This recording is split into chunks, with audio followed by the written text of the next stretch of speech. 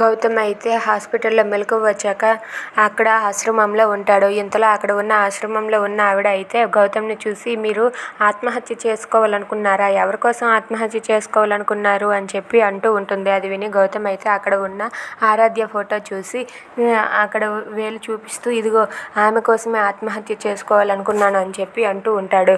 అది విని అక్కడ ఉన్న ఆశ్రమంలో ఉన్న ఆమె అయితే ఒక్కసారిగా షాక్ అయ్యి అలా ఉండిపోతుంది. ఏంటి, మా ఆరాధ్య అమ్మగారి ఫోటో చూపిస్తున్నారేంటి?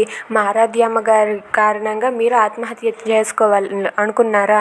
ఎందుకలా అనుకున్నారు అని చెప్పి ఆమె అడుగుతూ ఉంటుంది.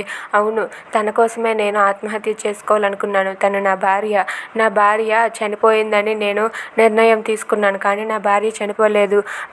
మీరు ఆరాధ్య అంటున్న ఆరాధ్య కాదు, తను నా భార్య మళ్ళీ అని చెప్పి గౌతమ్ అయితే ఆవిడతో అంటాడు. అది విని ఆవిడైతే ఒక్కసారిగా షాక్ అయ్యి అలా ఉండిపోతుంది. ఏంటి బాబు, ఏం మాట్లాడుతున్నారు? మా ఆరాధ్య అమ్మగారిని మీ భార్య అంటారేంటి? మా ఆరాధ్య అమ్మగారికి ఇంకా పెళ్ళే కాలేదు అని చెప్పి అంటూ ఉంటుంది. లేదు, తను నా భార్య అని చెప్పి గౌతమ్ అయితే మళ్ళీ ఫోటో చూపిస్తూ అంటూ ఉంటాడు. If you like this video please subscribe our channel.